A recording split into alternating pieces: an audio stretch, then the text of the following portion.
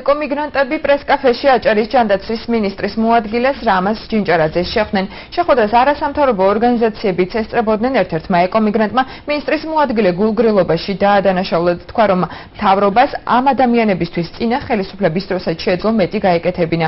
მაშინ, როცა კახეთში დაზარალებულებისთვის თანხები გამოიყო, შესაძლებელი იყო ხელისუფლება ადგილობრივ ეკომიგრანტებსაც დახმარებოდა. წალკიდან ჩამოსულები ხელისუფლებისგანაც დაბალპროცენტიანი სესხის შეთავაზების იმედს გამოთქვამენ. როგორც ისინი ამბობენ, ბერძნები ბინების გაყიდვის წინააღმდეგნი არიან და არც მიწის სარგებლობის უფლებას აძლევენ. მინისტრის მოადგილე ამბობს, რომ წალკის გამგეობამ ცენტრალურ ხელისუფლებას უნდა მიმართოს, აჭარის მთავრობა კი მათ ნაწილობრივ დაეხმარება. ჯინჭარაძე იმასაც ამბობს, რომ ბევრ მათგანს საცხოვრებელი ნაყიდი აქვს, ამიტომ საკითხი დეტალურადაა განსახილველი. არასამთავრობო ორგანიზაცია ბორჯღალის აღმასრულებელი დირექტორი ციალა ქათამიძე თვლის, რომ პირველ ეტაპზე დროებითი თავშესაფრით უნდა დაკმაყოფილდეს მოსახლეობა.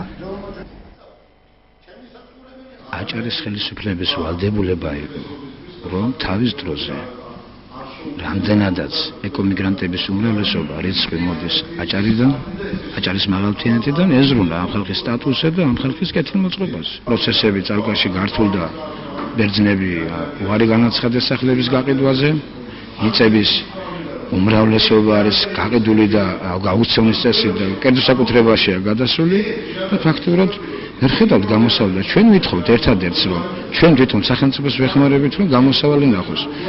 ამოგვიყოს კრედიტები დაბალპროცენტიანი და წალკაში ვიქნებით თუ სადღაც ხო, ჩვენ თვითონ მივხედავთ ამ პრობლემას. აჭარის ავტონომიური რესპუბლიკას ამ ეტაპზე ამოჯახებისთვის არამედ ალტერნატიული პარტია არ აქვს, რომ შევთავაზოთ. ერთადერთი პრობლემა უნდა მოაგვაროთ წალკის მუნიციპალიტეტის გამგეობამ, რომელთანაც ჩვენ გქონდა შეხვედრა და იმან აგვითქვა დახმარება, რომ აი რომელიმე ოჯახს თუ მოხდა მცდელობა ბერძნების მიერ გამოსახლების, გვაქვს ალტერნატიული პარტია, რომელიც შეგვიძლია დროებით რომ შევთავაზოთ პრობლემები, რომელიც უნდა შეისწავლოს წალკის მუნიციპალიტეტმა და აკენოს ეს საკითხი ცენტრალური ხელისუფლების წინაშე. ჩვენაც რეკომენდაციებით და ჩვენ კომპეტენციის ფარგლებში შევეცდებით, რომ გოჩი დავუდგეთ. ვფიქრობ, რომ აუცილებელია საქართველოს ხელისუფლებამ დევნთა და განსახლების სამინისტრომ ამ ადამიანებს მოუძებნოს დროებითი თავშესაფარი და შემდგომ დაუყოვნებლივ დაიწყოს დეტალური შესწავლა ამ პრობლემებისა, რაც არის წალკის მუნიციპალიტეტში და არა მხოლოდ წალკის მუნიციპალიტეტში, ზოგადად ყველა იმ რეგიონში და